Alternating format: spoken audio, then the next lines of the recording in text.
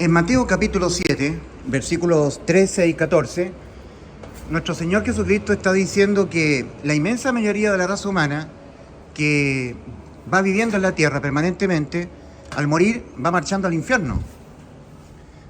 ¿Ya? Al morir, marcha al infierno.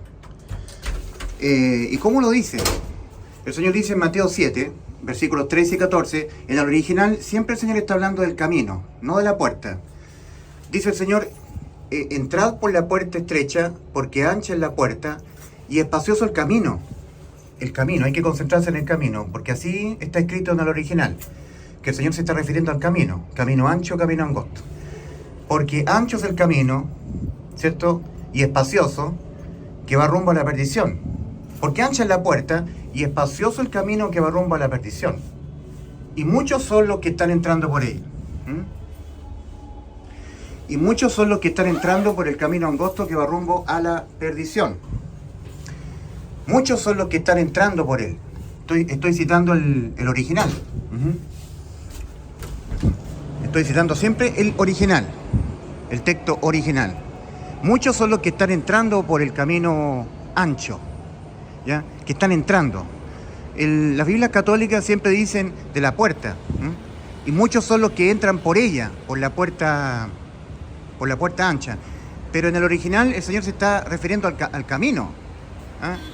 Entrad por la puerta estrecha, porque ancha es la puerta y espacioso el camino que va rumbo a la perdición. Y muchos son los que están entrando por él, por el camino ancho. Muchos son los que entran por el camino ancho rumbo a la perdición. Porque estrecha es la puerta y angosto el camino que va a la vida, ¿ya?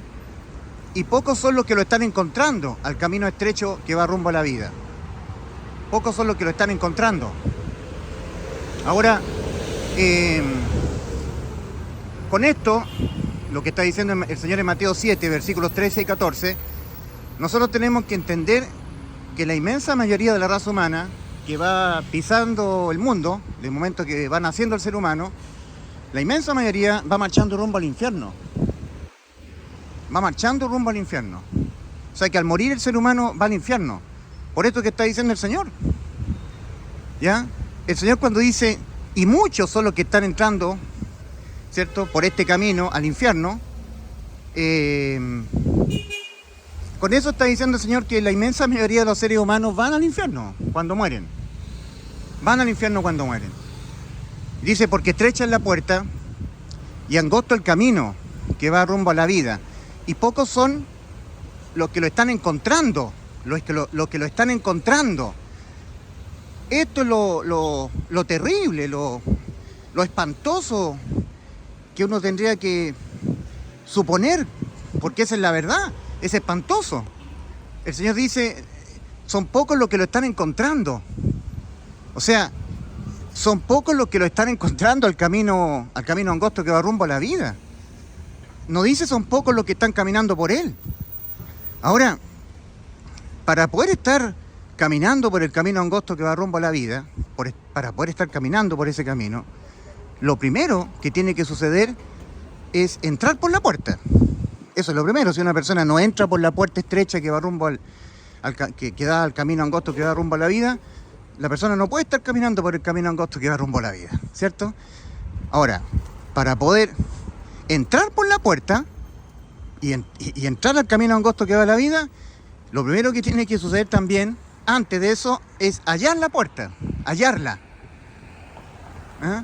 Y los que hallan la puerta para entrar al camino angosto que va a la vida son pocos.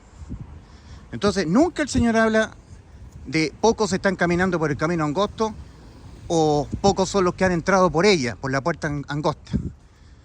Cuando se habla de la puerta angosta en las versiones católicas de la Biblia, dice, son pocos los que la hallan. No dice el Señor, son pocos los que han entrado por la puerta angosta. No, son pocos los que la hallan. Y respecto al camino angosto, en el original se habla del camino angosto, son pocos los que lo están encontrando. O sea, muchos son los que están entrando por el camino ancho a la perdición. Muchos. Y los que están recién encontrando al camino angosto son pocos. Por lo tanto, con esto el Señor nos está diciendo algo muy muy espantoso realmente. Algo que debiera encender el alarma de cada persona, de cada alma. Debiera encender las alarmas, ¿verdad?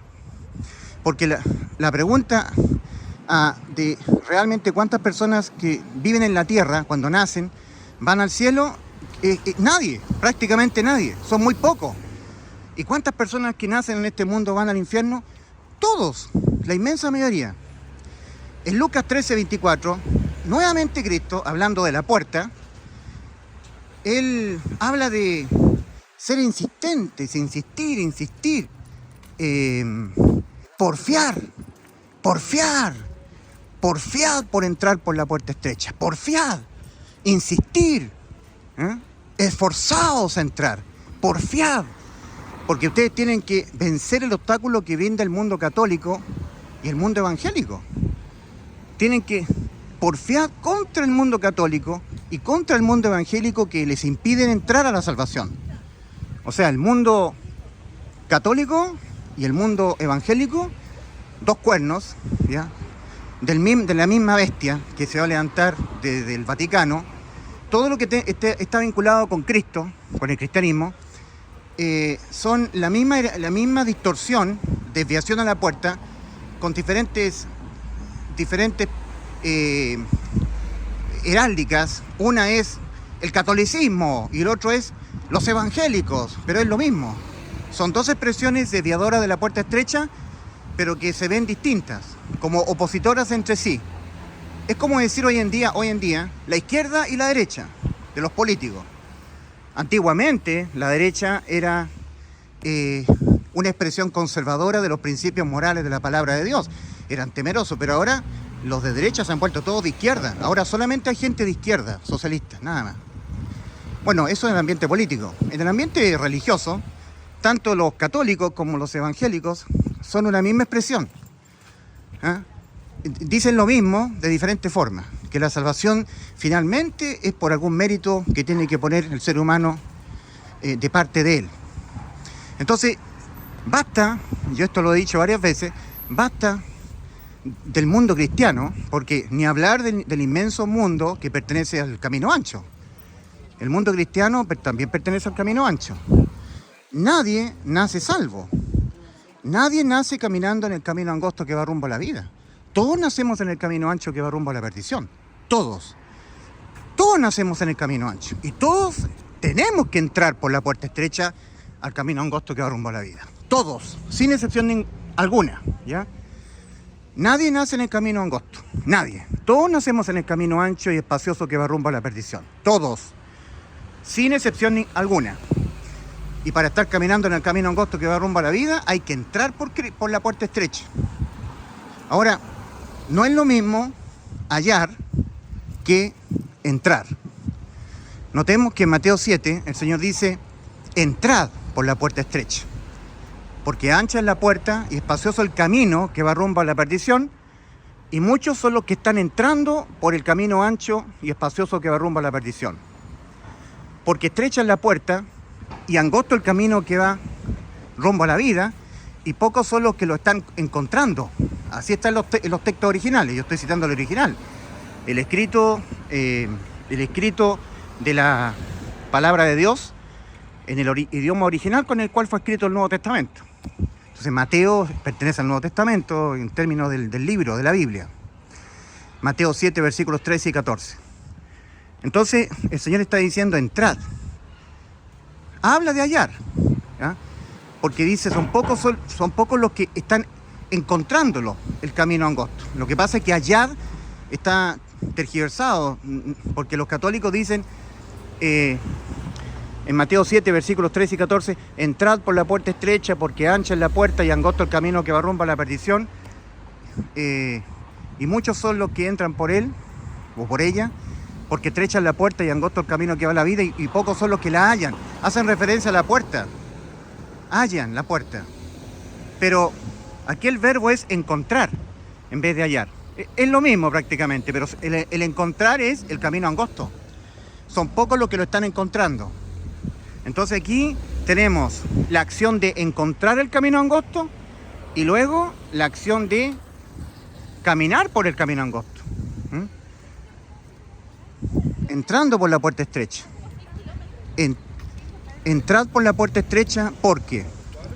Entrad por la puerta estrecha. Entonces, son pocos los que lo están encontrando el camino angosto. Para estar caminando por el camino angosto hay que entrar por la puerta estrecha. Y son pocos los que lo están encontrando el camino angosto. Entonces, ¿qué es lo que es entrar? O encontrar el camino angosto para poder entrar por la puerta. ¿Qué es lo que es eso? Es creer con fe que cuando pecamos, y pecamos, y pecamos, porque seremos pecadores hasta que nos muramos, nunca más, jamás, nunca más, nuestras almas serán condenadas a la muerte eterna por nuestros pecados. Porque nuestros pecados fueron cargados en Cristo. Todos. Fueron todos penalmente, la condena penal es la muerte del alma por nuestros pecados, fueron todos perdonados penalmente en la cruz del Calvario. Por eso que en Colosenses 2, versículos 13 y 14, Colosenses capítulo 2, versículos 13 y 14, dice el apóstol Pablo a un grupito de gentiles que estaba en Colosa, no eran judíos, eran incircuncisos, dice, y a vosotros, estando muertos en pecados, y en la incircuncisión de vuestra carne, os dio vida juntamente con él, perdonándoos todos los pecados, anulando el acta de los decretos que había contra nosotros y que nos era contraria, quitándola de en medio y clavándola en la cruz, perdonándoos todos los pecados. O sea, ahí Cristo en la cruz nos perdonó penalmente todos nuestros pecados. Todos. Anulando el acta de los decretos que había contra nosotros, quitándola de en medio y clavándola en la cruz. O sea, primero, esa acta de los decretos que exige siempre la muerte del alma, el alma que pecare esa morirá, acta de los decretos acumulativos contra nosotros, esa acta de los decretos que exigen la muerte del alma por pecar quedó completamente anulada, anulando el acta de los decretos que había contra nosotros y que nos era contraria, quitándola de en medio y clavándola en la cruz. Ahora, el acta de los decretos siempre exige que cuando uno peca, entonces ese pecado condena al alma. El alma que pecare morirá. Condena al alma a la muerte. Entonces, esa acta de los decretos quedó anulada en la cruz. Entonces, cuando nosotros ahora cometemos pecado, esa acta de los decretos que exige la muerte del alma no se puede aplicar sobre nosotros, porque se aplicó sobre Cristo, porque sobre Cristo fueron cargados nuestros pecados. En Isaías 53:6 dice, de Cristo dice, mas Jehová cargó en él el pecado de todos nosotros. Eso se cumplió en la cruz, porque Cristo murió por nuestros pecados conforme a las Escrituras, conforme al Salmo 22. Es por eso que Pedro dice, en 1 de Pedro 2:24, dice, de Cristo, él mismo llevó nuestros pecados en su cuerpo sobre el madero. 1 de Pedro 2:24. Entonces, si Cristo fue cargado, imputado penalmente, con todos los pecados que la raza humana completa, de generación en generación, lo íbamos a cometer, hasta que de generación en generación fuésemos muriendo, viviendo en esta vida y muriendo, y los pagó él penalmente. Penalmente quedaron todos perdonados. Entonces ahora cuando el ser humano comete pecados, se arriesgan las consecuencias por pecar, que nunca ya son penales, que es la muerte del alma. Porque el acta de los decretos que había contra nosotros quedó completamente anulada, anulando el acta de los decretos que había contra nosotros y que nos era contraria, quitándola de medio y clavándola en la cruz. ¿Ok? Ahora, en cuanto a la ley de los mandamientos, en 1 Juan 3:4, Juan dice que un pecado es cometer pecado es cometer iniquidad. Eso es cometer pecado. En la Biblia católica dice, todo aquel que comete pecado infringe también la ley, porque el pecado es infracción de la ley. 1 Juan capítulo 3, versículo 4. O sea, cuando dice también, infringe también la ley, es porque también el ser humano no solamente peca cuando infringe la ley, sino que peca de otras maneras también. En Santiago 4:17, por ejemplo, ahí dice, el que sabe hacer lo bueno y no lo hace, le es pecado. O sea, nosotros pecamos por omisión de hacer lo bueno. Y siempre nuestra conciencia nos acusa cuando sabemos que tenemos que hacer algo bueno y no lo hacemos. Pecamos por omisión de hacer algo bueno. Ahora, también el ser humano peca contra Dios, comete pecado contra Dios cuando cree en Dios, cree, pero sin depositar fe. Cree no de todo su corazón, o sea, cree exento de fe. En Romanos 14:23 dice, y todo lo que no proviene de fe le es pecado al hombre. ¿Mm?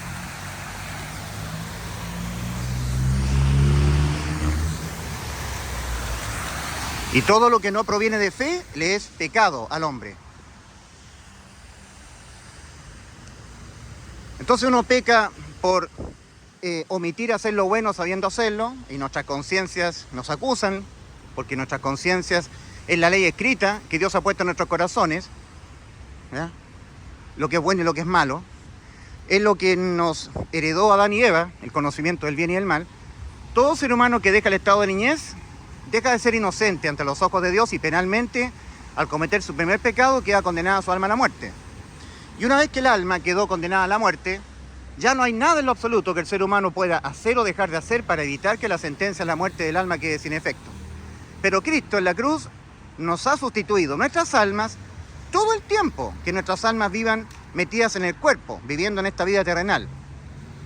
En el aspecto condenatorio, Cristo nos ha reemplazado toda nuestra vida terrenal.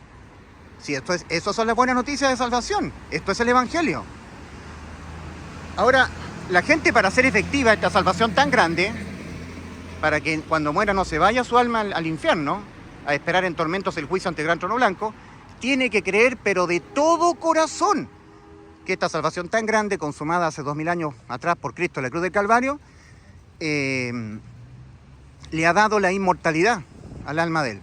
O sea que cuando él comete pecado, peca, ya nunca más, condenatoria y penalmente, él será juzgado. Nunca más. Sino que cuando él muera se va al cielo. Tiene que tener certeza absoluta que al morir va al cielo.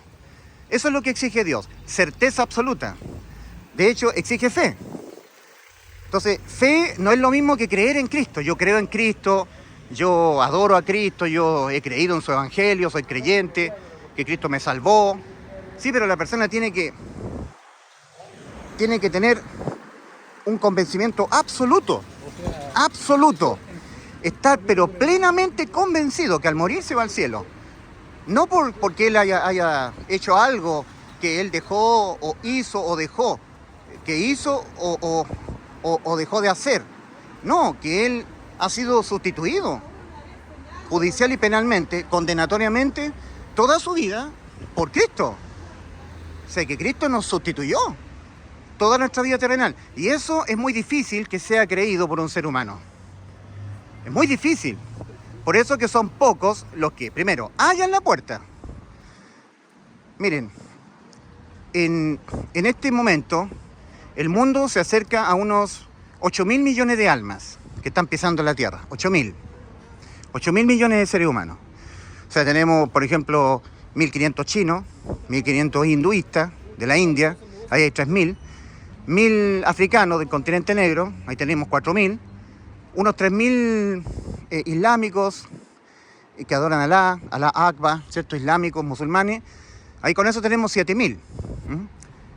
7.000 millones de almas. Entonces el saldo es 1.000. Ahora, un poquito menos de 1.000 millones de seres humanos vienen a ser el pequeño mundo cristiano occidental, en donde las personas tienen cierto temor de Dios, hasta cierto punto. O sea, las personas nunca van a decir que son islámicos, o budistas, o tibetanos. O sea, estamos hablando a nivel macro, digamos, en términos generales. Despreciando cantidades pequeñas, digamos. Pues siempre van a haber algunas personas del mundo cristiano occidental que se vuelven budistas, o algunos pueden ser islámicos, pero estamos hablando a nivel general. Entonces, de ese menos de 1.000 millones del mundo cristiano occidental, para ellos, ¿ya?, están siendo dirigidas estas palabras de Lucas 13:24. Esforzados en entrar. Porque las personas que están vinculadas al mundo cristiano occidental, o sea, personas que nacen en mi país, por ejemplo, en Chile, yo soy chileno, estoy caminando en mi ciudad, acá en Viña del Mar, muchos de ellos, no todos, pero muchos de ellos que son cristianos, están procurando ser salvos. Y procuran ser salvos asistiendo a los templos que ellos tienen, templo ya sea católico, vinculado a Cristo, al cristianismo, o a los templos evangélicos, digamos, que es otra expresión del cristianismo que impide entrar, porque estamos hablando del cristianismo que impide entrar a la salvación. Sí, porque el Señor cuando dice en Lucas 13:24, esforzaos a entrar, persistid en entrar, porfiad en entrar, porfiad significa que tienes que porfiar entrando, haciendo de un lado a los católicos y a los evangélicos que te están impidiendo entrar. Porque el resto del mundo, de esos 7.000 millones de almas, que son comunistas, agnósticos, ateos, indiferentes totalmente a Cristo, hinduistas, politeístas, que tienen dioses falsos, los islámicos, etcétera, etcétera, esas personas no están procurando entrar a la salvación. No están procurando entrar por Cristo, por lo menos. Los que están procurando entrar por Cristo, la puerta angosta, Cristo dijo, yo soy la puerta, el que por mí entrare será salvo, Juan 10:9. O sea, el mundo que está procurando, el mundo cristiano occidental, que tiene cierto temor de Cristo, no todos los menos de 1.000 millones del mundo cristiano occidental tienen temor de Cristo, pero los que son cristianos, que están vinculados de alguna manera a Cristo, vinculándose a través de las expresiones católicas o evangélicas, el Señor Jesucristo está diciendo respecto de ellos, de los evangélicos y de los católicos. Cuando el Señor Jesucristo dijo estas palabras, se lo dijo a los israelitas en general, respecto a los fariseos, saduceos, intérpretes de la ley, escribas, respecto de ellos, al resto de la gente israelita le dijo, esforzaos a entrar por la puerta angosta, Lucas 13:24, porque de cierto digo que muchos procurarán. Y ahí el Señor está apuntando a los rabinos, fariseos, saduceos, intérpretes de la ley. Ellos están procurando por méritos. La expresión procurando entrar es asegurándose a través de méritos, de la dependencia del cumplimiento de obras, de méritos personales. Entonces dice el Señor, no podrán. Muchos procurarán entrar y no podrán. Y resulta que para estar caminando en el camino angosto no hay que estar procurando entrar. Hay que entrar. Y se entra por la fe. Es decir, teniendo certeza y convicción absoluta de que cuando Cristo fue sacrificado en la cruz, cargado con todos nuestros pecados, pagándolos todos penalmente, anticipadamente, usando Cristo de la presciencia, omnisciencia, la capacidad de saber anticipadamente todos y cada uno de los pecados de todas las almas en el mundo, de generación tras generación, porque Cristo tiene omnisciencia, Él no requiere que transcurra el tiempo para saber que tal persona va a cometer cierta cantidad de pecados. Él necesita que muera la persona, que nazca, viva y muera para saber la cantidad de pecados. No, antes que nazcan los seres humanos, Cristo ya sabe los pecados que vamos a cometer. Y sabiéndolos todos, gracias a su omnisciencia o presciencia, todos ellos se lo dejó cargar, imputar a Él. Los cargó todos Él. Más Jehová cargó en Él el pecado de todos nosotros. Isaías 53:6, 1 de Pedro 2:24. Él mismo, Cristo, Él, llevó nuestros pecados en su cuerpo sobre el madero. Y cuando todos nuestros pecados de todo el mundo estaban en Él, los que se pagan con la muerte del alma, el alma de Cristo entró en muerte cerca de la hora novena. Uno tiene que leer Mateo capítulo 27, versículos 45 al 46, y Juan capítulo 19, versículos 24 al 30. El versículo 28 es clave porque Juan escribe lo siguiente, dice, después del diálogo que tuvo el Señor con María y Juan, después de esto, sabiendo Jesús que estaba todo consumado. ¿A qué se refería Juan cuando dice, sabiendo Jesús que ya estaba todo consumado? Se está refiriendo al mandato del Padre, que Dios le dio a su Hijo para salvar nuestras almas. En Juan 10, versículos 17 y 18, Cristo antes de ir a la cruz dijo, por esto me ama el Padre, porque yo tengo poder de poner mi vida y volverla a tomar. Nadie me la quita, mi vida. Yo de mí mismo la pongo, mi vida. La vida de mi alma, Tengo poder para poner mi vida y tengo poder para volverla a tomar. Este mandamiento recibí de mi Padre. O sea, ¿cuál fue el mandamiento que el Padre le dio a nuestro Señor Jesucristo?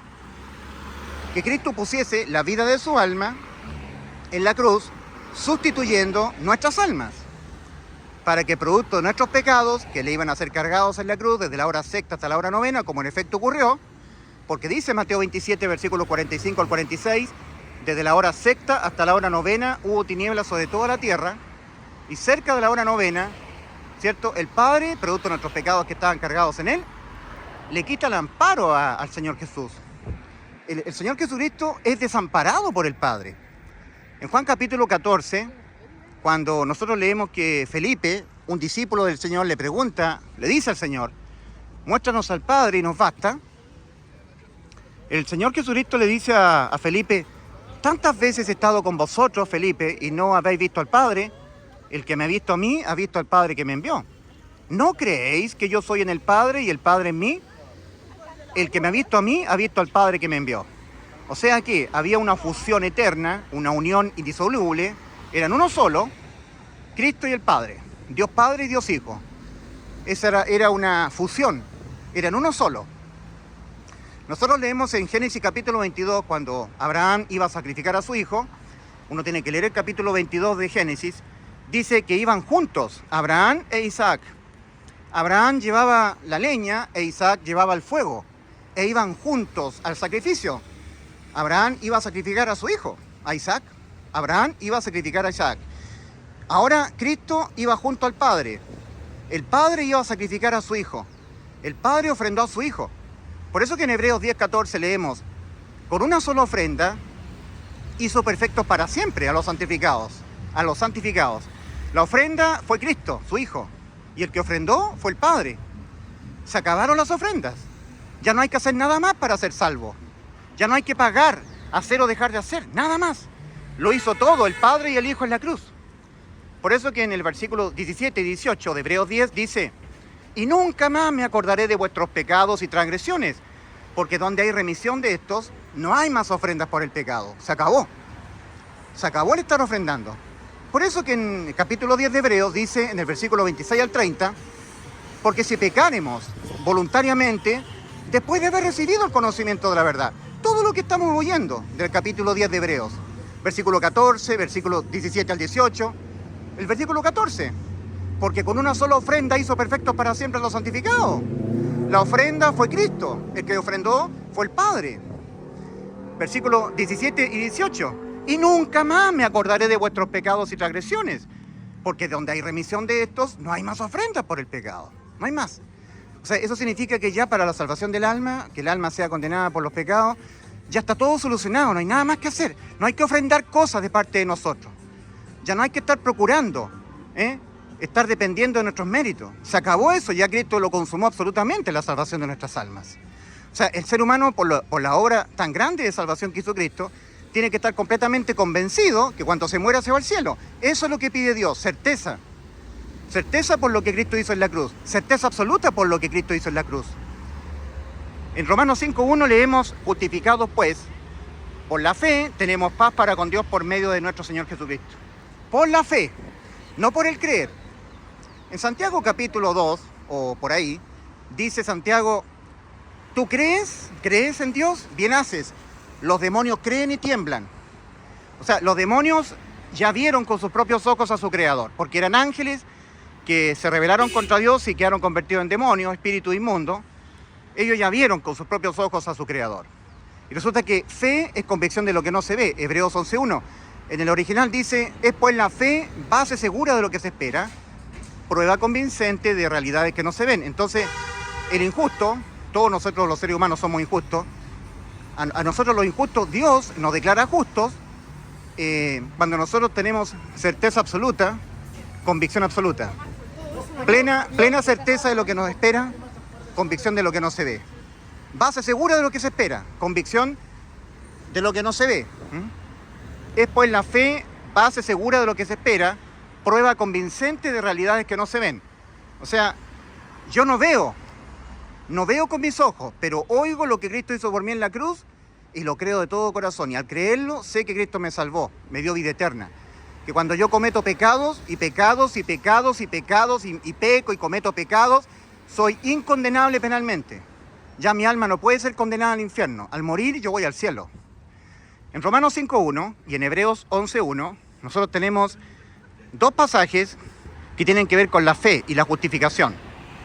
Por ejemplo, Romanos 5:1. Justificados pues por la fe, tenemos paz para con Dios por medio de nuestro Señor Jesucristo. Ahora, Hebreos 11:1. Voy a citar del escrito de la traducción católica, Cipriano de Valera. Es pues la fe, la certeza de lo que se espera, la convicción de lo que no se ve. Entonces, uniendo estos dos pasajes, nosotros podemos decir lo siguiente. El ser humano, teniendo certeza de lo que le espera después de morir, tiene paz para con Dios por medio de nuestro Señor Jesucristo. Que la persona injusta en esta tierra, el pecador, el ser humano, teniendo completa certeza de lo que le espera después de morir, tiene paz para con Dios por medio de nuestro Señor Jesucristo. Solamente cuando el Espíritu Santo entra a morar dentro de una persona, el Espíritu Santo da testimonio a nuestro espíritu de que somos hijos de Dios. Ahí tiene seguridad la persona, absoluta seguridad y certeza de que al morir va al cielo. Ya sabe que es un hijo de Dios porque el Espíritu Santo da testimonio. Toda persona que no tenga sumergido dentro al Espíritu Santo, al Espíritu de Cristo, primero, no es de Cristo. En Romanos capítulo 8, versículo 9, el apóstol dice, al final del versículo 9, y si alguno no tiene al Espíritu de Cristo, no es de él. Tiene que estar el Espíritu de Cristo, el Espíritu Santo sumergido dentro de la persona. Es por eso que el Señor da dos requisitos para que la persona cuando se muera se vaya al cielo. En Marcos capítulo 16, versículos 15 al 16. Cristo ya muere por nuestros pecados en la cruz, su cuerpo es sepultado, al tercer día resucita y aparece durante un periodo de 40 días a más de 500 testigos de una vez, a muchos testigos. Terminando de dar testimonio de su resurrección, el Señor saca a todos sus discípulos a las afueras de Jerusalén y le da la gran comisión. Estoy citando Marcos capítulo 16, versículos 15 al 16. Y les dice a sus discípulos, a sus creyentes, id por todo el mundo y predicad el evangelio a toda criatura. Predicad, Cristo murió por los pecados de nosotros, conforme a las Escrituras, y que fue sepultado y que ha sido resucitado al día tercero, conforme a las Escrituras. Eso es 1 Corintios 15, versículos 3 y 4. Si Cristo en vez de mí, en vez de usted, murió por los pecados de nosotros, ya nosotros judicialmente no moriremos por los pecados de nosotros.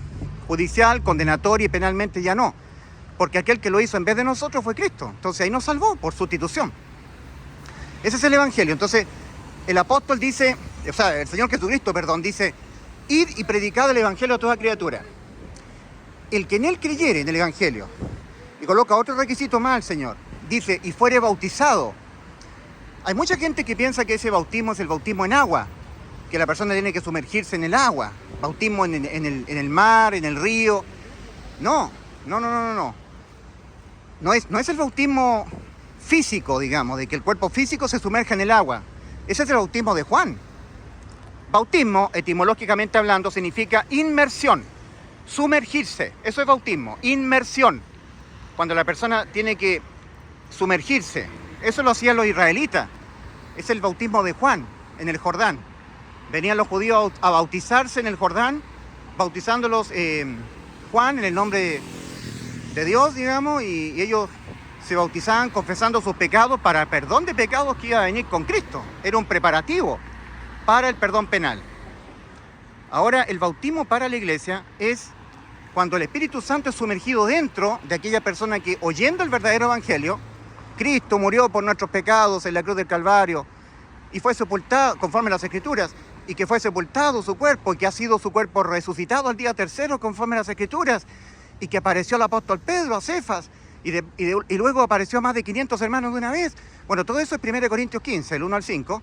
Bueno, cuando la persona oye esto y entiende que de esa manera Cristo nos ha dado la salvación de nuestras almas, la vida eterna, la inmortalidad, como dice la carta a Timoteo, la inmortalidad por el Evangelio, ¿ya?, que ha sacado a luz la vida, y la inmortalidad por el Evangelio, como dice 2 Timoteo 1:10, bueno, ahí la persona, al creerlo de todo corazón, se entiende completamente inimputable penalmente. Esto no es licencia para pecar, por supuesto que no.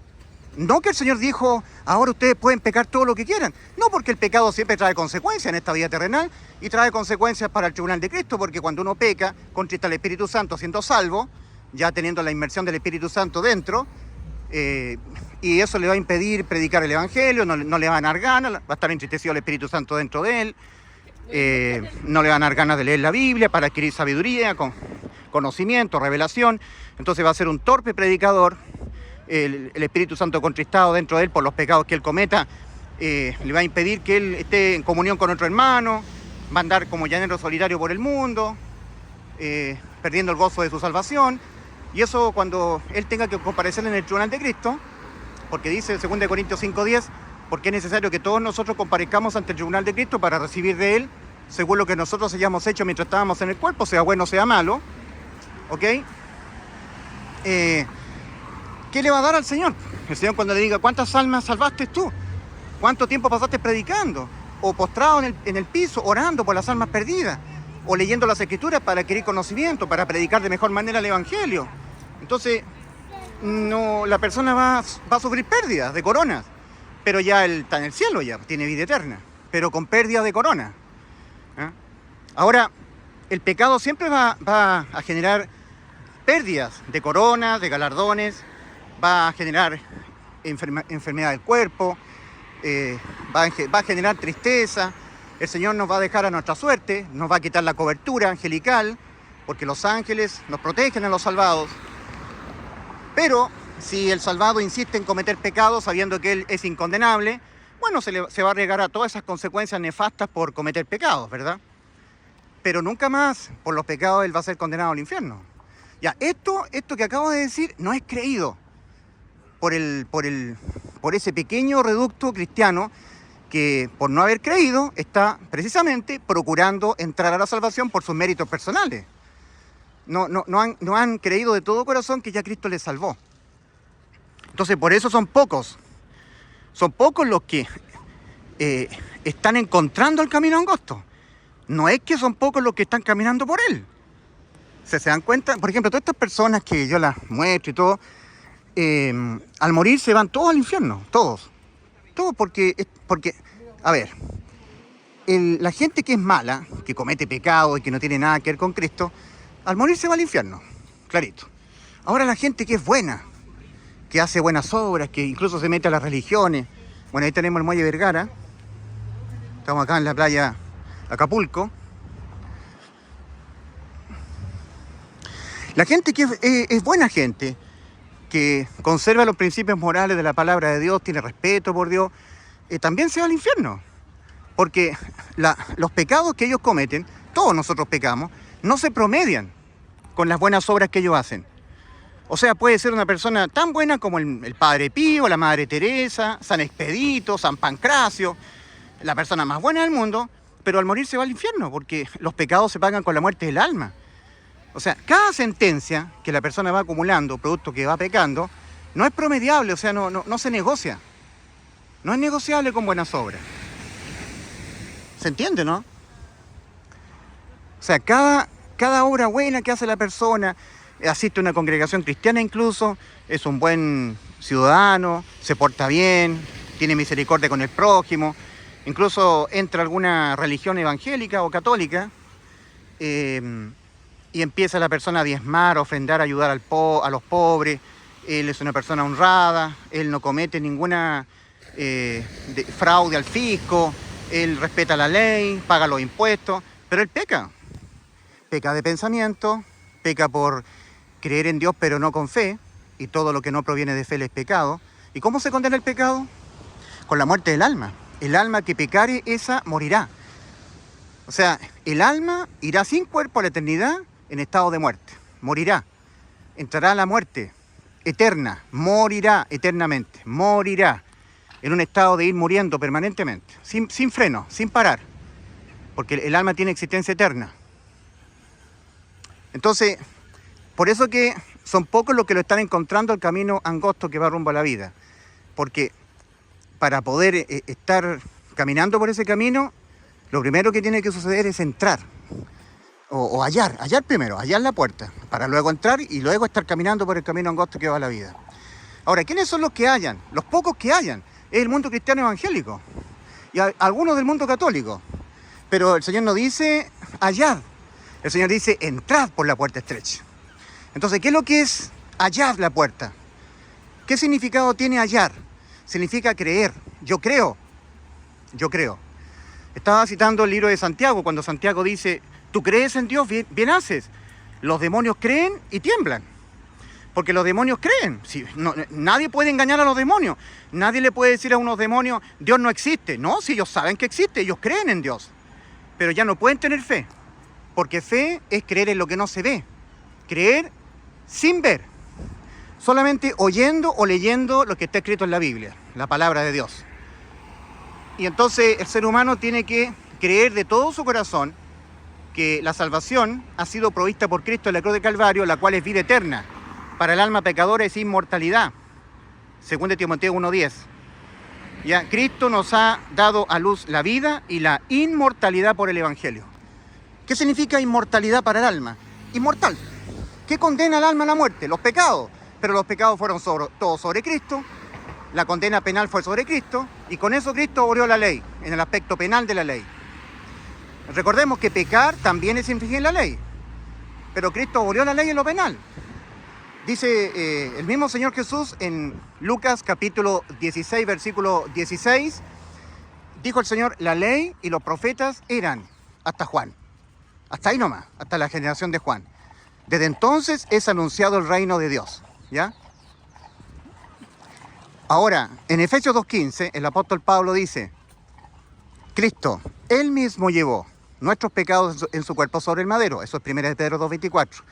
Pero el apóstol Pablo, en Efesios 2:15, dice, aboliendo Cristo en su carne las enemistades, la ley de los mandamientos expresados en ordenanzas. Es decir, ley de los mandamientos abolida. Acta de los decretos condenatorios que había contra nosotros anulada. Doblemente salvos, inimputables. Al pecar, el acta de los decretos no se puede aplicar sobre nosotros, la cual exige la muerte del alma.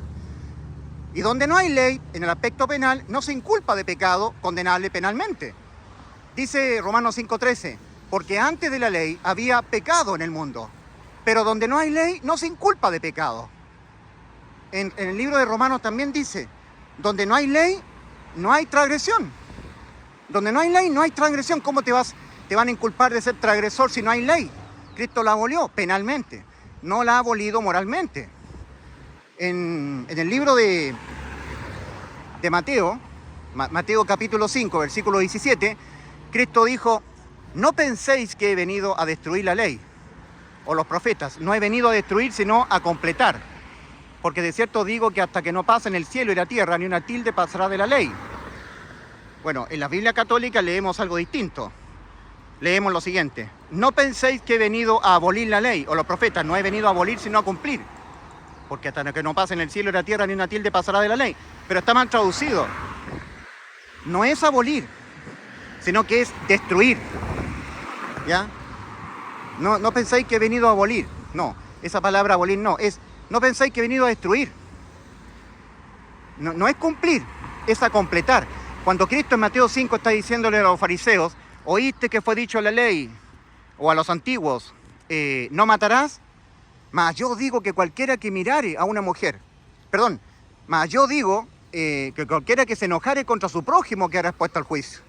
O sea, ahora ya no solamente es matar, cometer un pecado, sino que además es enojarse contra el prójimo, enojarse.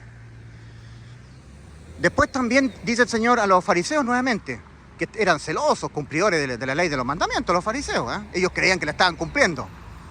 Entonces le dice, oíste que fue dicho en la ley, no cometerás adulterio, mas yo digo que cualquiera que mirare a una mujer para codiciarla, ya adulteró con ella en su corazón. O sea, si algún fariseo hipócrita, que él pensaba que tenía la capacidad moral para estar cumpliendo la ley, resulta que la ley fue dada para el conocimiento del pecado, Romanos 3:20, y para guiar al alma que por haber infringido la ley estaba condenada a la muerte de su alma, a Cristo, Gálatas 3:24. Si había algún fariseo hipócrita, que él estaba para ir al cielo dependiendo de estar cumpliendo la ley, ahora él tenía que desistir de ello porque ya era imposible. Porque ya no solamente pecar ante los ojos de Dios era matar o adulterar, sino que era enojarse contra el prójimo y mirar la belleza de una mujer que no fuera su esposa y codiciarla. Además, en Santiago 2:10 dice, cualquiera que guardare toda la ley y ofendiere en un punto, se ha hecho culpable de todos los puntos de la ley. Por eso que toda persona que no ha sido justificada por su fe en el Evangelio, injusta, que no ha sido declarada justa por su fe en el Evangelio, para Dios es un adúltero, un fornicario, un borracho que se echa con varones, un idólatra, todo lo que dice 1 Corintios 6, versículos 9 y 10. O sea, sigue siendo un injusto. Y en 1 Corintios 6, versículos 9 y 10 dice el apóstol Pablo, ¿no sabéis que los injustos no heredarán el reino de Dios? No erréis. Y ahí empieza a dar la lista de las características propias de toda persona injusta. Ahora alguien podrá decir que yo no he matado a nadie, yo no fornico, yo no adultero. Sí, pero usted cometió un pecado. Una sola falta a la ley de los mandamientos de Dios. Un día codició. Ante los ojos de Dios usted no solamente es un codicioso. Ante los ojos de Dios usted es un borracho, uno que se echa con varones, un idólatra. ¿Pero por qué? Porque la ley fue dada para el conocimiento del pecado. Romanos 3:20, ya que por las obras de la ley ningún ser humano será justificado delante de él, porque por medio de la ley es el conocimiento del pecado. Y además, para guiar al alma pecadora, porque no puede cumplir la ley el ser humano, guiarlo a Cristo. Gálatas 3:24, de modo que la ley ha sido nuestro ayo para guiarnos a Cristo, a fin de que seamos justificados por la fe y no por las obras de la ley. Gálatas 2:16, sabiendo que el hombre no es justificado por las obras de la ley, sino por la fe de Jesucristo, nosotros también hemos creído en Jesucristo para ser justificados por la fe de Cristo y no por las obras de la ley, por cuanto por las obras de la ley nadie será justificado. Lo dice clarito. Gálatas 3, versículos 10 y 11. Porque todos los que dependen de las obras de la ley están bajo maldición. Pues escrito está, maldito todo aquel que no permaneciere en todas las cosas que están escritas en el libro de la ley para hacerlas. Y que por la ley ninguno se justifica para con Dios es evidente. Porque el justo por la fe vivirá. No por estar dependiendo del cumplimiento de las obras de la ley. Estar así es estar bajo maldición. Porque hay que conectar Santiago 2:10 con Gálatas 3:10 y 11. Santiago capítulo 2, versículo 10. Cualquiera que guardare toda la ley y ofendiere en un punto se ha hecho culpable de todos. Ahora, Gálatas 3, versículo 10 y 11. Porque todos los que dependen de las obras de la ley están bajo maldición. Pues escrito está, maldito todo aquel que no permaneciera en todas las cosas que están escritas en el libro de la ley para hacerlas. Y que por la ley ninguno se justifica para con Dios es evidente, porque el justo por la fe vivirá. Entonces Dios dio la ley en el monte Sinaí al pueblo de Israel a través de Moisés para que los israelitas entendieran que no tienen la moral de Dios, para poder cumplir los mandamientos. E incumplir un mandamiento es incumplirlos todos y queda condenada a la muerte el alma del judío. Y necesita a un Salvador. O sea que la ley fue dada para guiar al transgresor a Cristo. Hechos 4:12. Y en ningún otro hay salvación. Fuera de Cristo, en ningún otro. Porque no hay otro nombre debajo del cielo dado a los hombres en quien podamos ser salvos. Todo esto que yo hablo, solo he conversado a esta persona acá caminando ahí por la calle, a mucha gente. Y la gente evade, pone mala cara, no quiere oír. No quiere ser confrontada la gente con la palabra del Señor. Si yo quiero tener amigos en el mundo, basta que yo omita hablar de Cristo y me ganaré un montón de amigos. Pero si yo me dispongo a hablar del Señor Jesucristo, me hago enemigos, personas que me aíslen. La gente me va a decir, me echaste a perder el día, estábamos tan bien conversando. Con tal que tú no me hables de Cristo, somos amigos. Pero si tú me hablas de Cristo, somos enemigos, no te voy a tener amistad contigo. O sea, el problema la gente no lo tiene conmigo, el problema la gente lo tiene con Cristo. Entonces la inmensa mayoría de la raza humana va toda marchando rumbo al infierno, toda. Porque no es por ser buenos que se van al cielo. Los buenos van al infierno, porque los pecados de los buenos ya no se promedian con las obras buenas que hace la gente buena. O sea, los malos, la gente que es impúdica, la gente que es inmisericordiosa, la gente malvada, al morir se va al infierno. Ahora, si una gente malvada, impúdica, inmisericordia se arrepiente, reconoce que va a ser un pecador así hasta que se muera, entiende que está muerto espiritualmente, que no sabe a dónde va después de morir, que no entiende a Dios, por eso está muerto espiritualmente. Y necesita nacer de nuevo, que Dios le haga nacer su espíritu de nuevo, porque Dios no es Dios de muertos, sino de vivos, Mateo 22:32.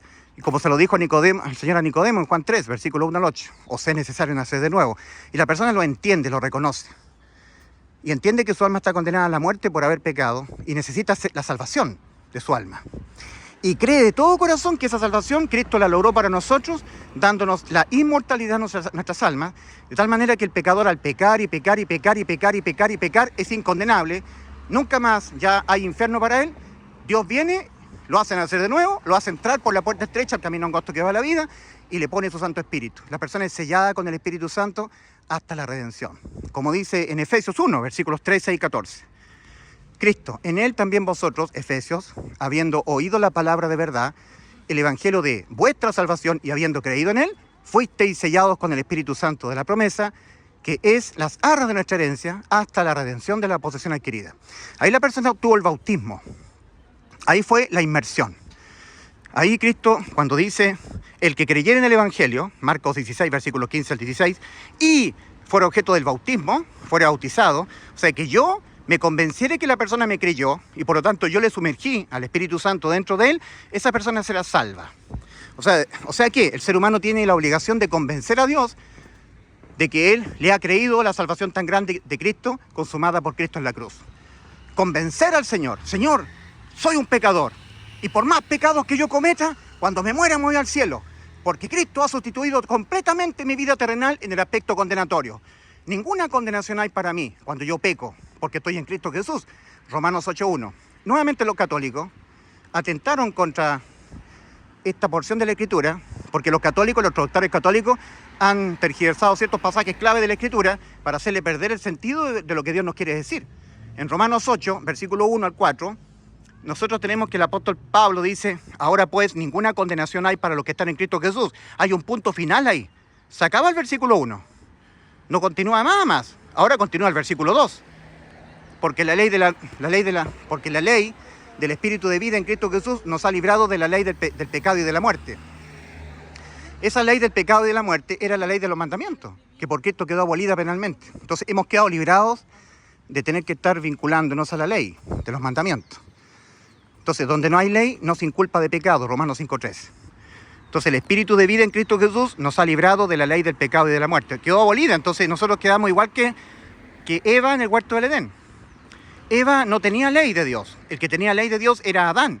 Por eso que el pecado entró al mundo por Adán, por un hombre, no por Eva, no por una mujer. Donde no hay ley no se inculpa de pecado. Eva estaba cometiendo una serie de pecados cuando estaba rodeando el árbol, se había emancipado de Adán, estaba apartada de Adán, empezó a codiciar el fruto, tuvo un diálogo con Satanás, con la serpiente, codició el fruto, dice la Escritura que vio que el árbol era codiciable y agradable para alcanzar sabiduría. Eva, y además Eva le dijo a Satanás, Dios nos ha dicho no comáis del fruto ni le tocaréis para que no muráis. Le agregó algo que Dios jamás dijo, ni le tocaréis. No, solamente Dios le dijo a Adán, el día que de él comieres, ciertamente morirás. No que comiereis y le tocaréis. Eso se lo agregó Eva. Y además, como si fuera poco, Eva llegó y comió del fruto, transgrediendo radicalmente todo lo que Dios había dicho a Adán. Pero no entró el pecado por Eva porque Eva estaba sin ley.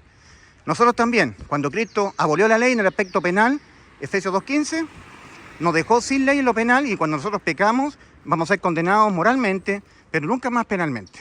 Se acabó la condena penal. Por lo tanto, eso para el alma pecadora es vida eterna, inimputabilidad penal. Entonces, la persona que no entiende que ha sido completamente salvada de sus pecados, que él los va a cometer hasta que se muera, que no reconoce que va a pecar hasta que se muera tampoco, entonces esa persona va al infierno. Y la inmensa mayoría de la gente que vive en este mundo no sabe con certeza a dónde va después de morir. O sea, anda sin fe. Porque fe es certeza de lo que se espera. Pero esa certeza tiene que estar basada en lo que Cristo hizo en la cruz, no en lo que la persona haga o deje de hacer. Porque eso es estar dependiendo de las personas, de los méritos de las personas, de los méritos personales de una persona. Entonces, basta que Dios detecte la más mínima dependencia en cuanto a la salvación del alma, en los méritos de la persona, para que Dios le juzgue a esa persona de que esa persona está dependiendo de ella en cuanto a la salvación del alma, y por lo tanto no ha creído que Cristo nos dio vida eterna cuando Cristo murió por nuestros pecados. Basta eso, que Dios le detecte la más mínima dependencia. Y ahí están todos los evangélicos, bautistas, presbiterianos calvinistas, pentecostales, adventistas, están en la dependencia. Dicen, sí, Cristo me salvó, pero si yo no guardo santidad, entonces no. Pero si yo soy tibio, entonces no. Pero si yo no persevero, entonces no. Pero si yo no cuido la salvación, entonces no. Están en la dependencia. Están en la dependencia de sus méritos personales. En otras palabras, están procurando entrar. Lucas 13:24. Procurando a través de sus méritos personales. Van todos marchando al infierno.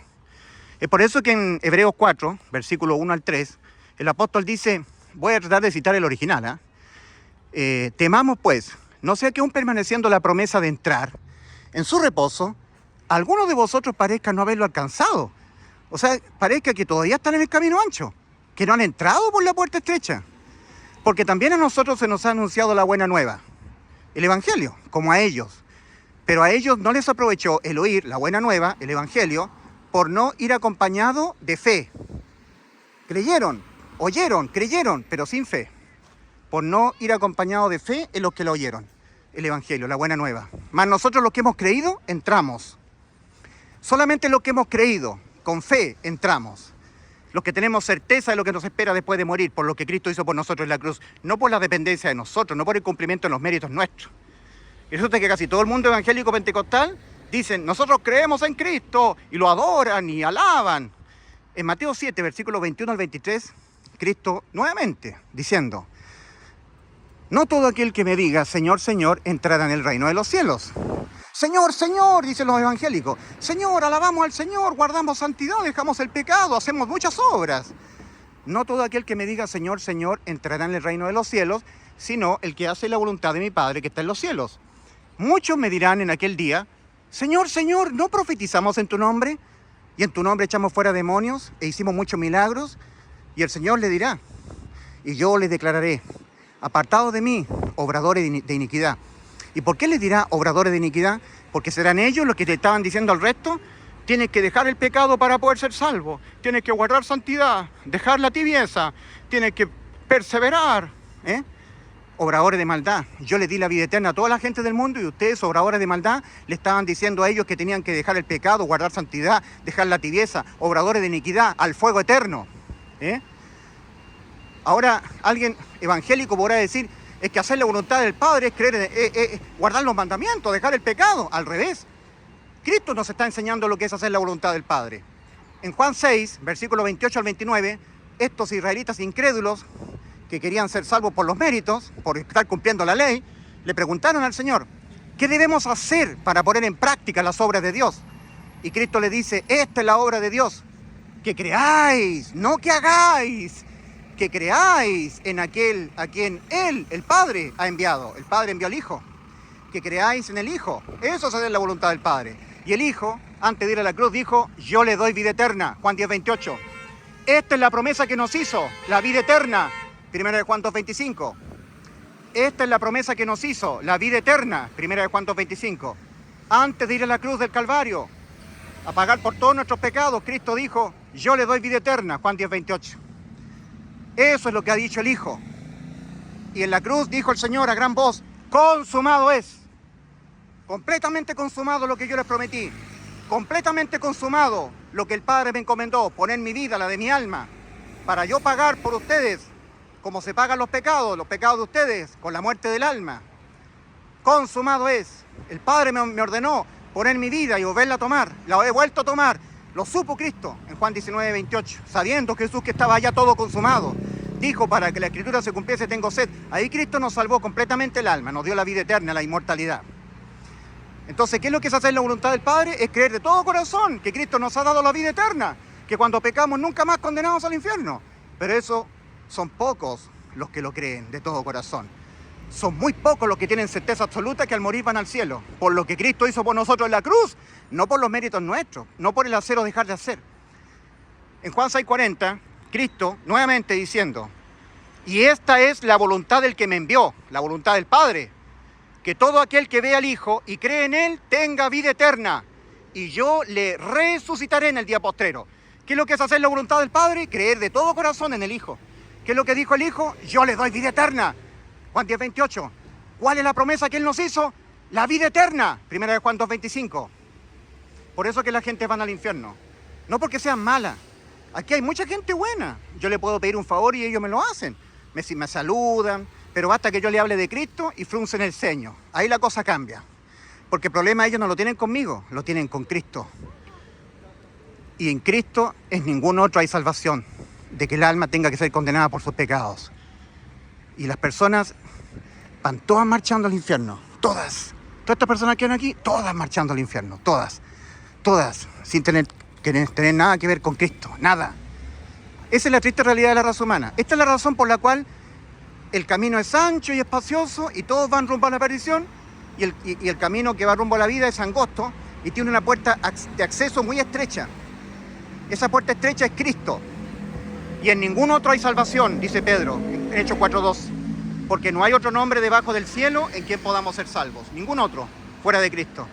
Y la gente quiere entrar por sus méritos y no por Cristo. Y muchos evangélicos pentecostales, amamos al Señor, Señor, Señor, en tu nombre, hacemos muchos milagros en tu nombre. Y los católicos también. Entonces cuando el Señor dice en Lucas 13:24, ¿ya?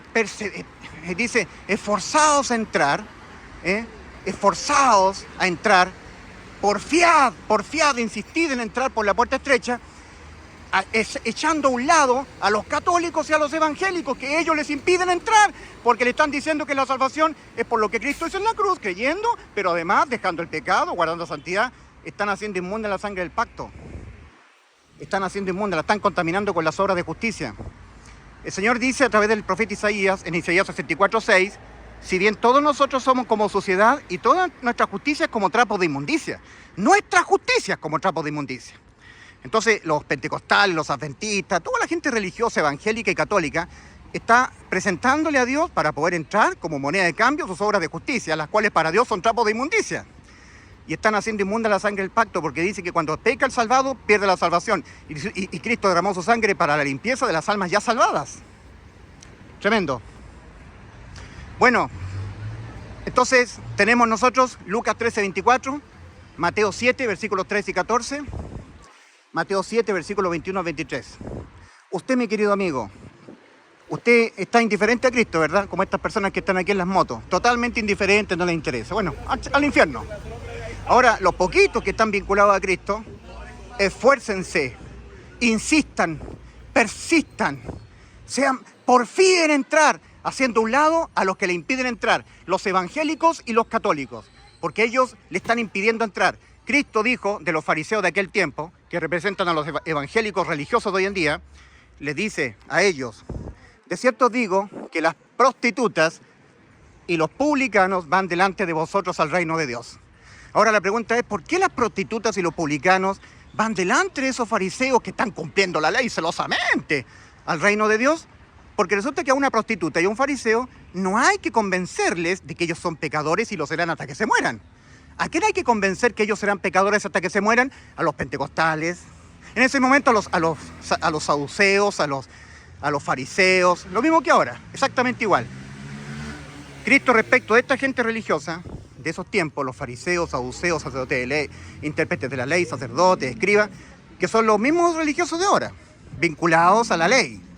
Les dice, de cierto digo, les dice que vosotros no entráis ni dejáis entrar a los que están queriendo entrar.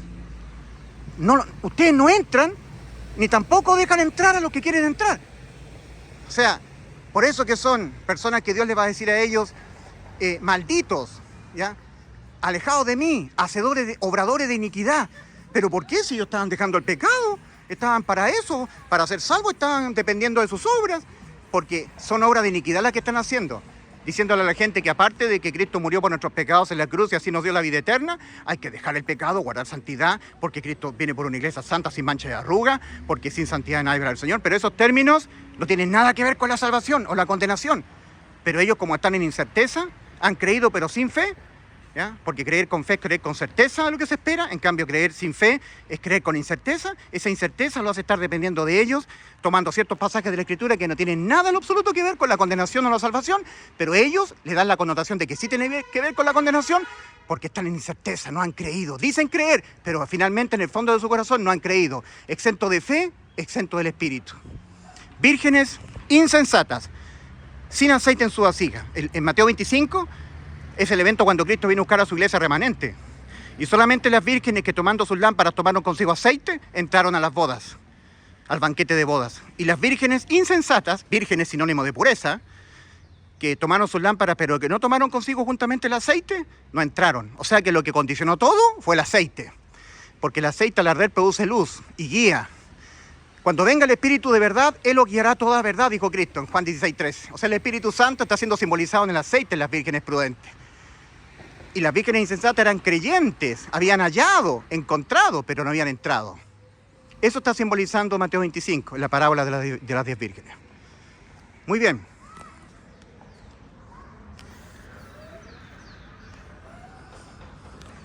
Desde Viña del Mar 2 norte con 8, perdón, 2 poniente con 8 norte, me despido. Voy a la casa a tomar 11.